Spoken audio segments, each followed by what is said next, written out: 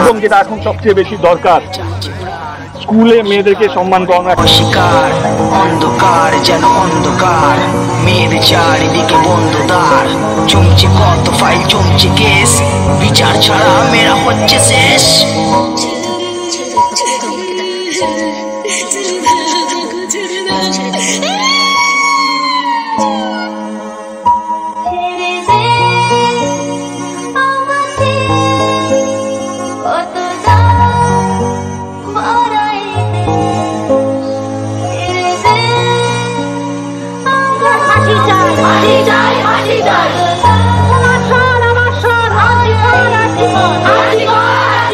মেয়েদের পোশাকের দোষ হবে জানি, বিচার পাবে না সেটা আমরাও মানি, তবে ভেবে দেখো মেয়েরাই দুর্গাতি না আসেনি, বড় কাপড় পরলেও সে ধর্ষণে দানি। তবে কেন ছোট মেয়েরাও হচ্ছে রে?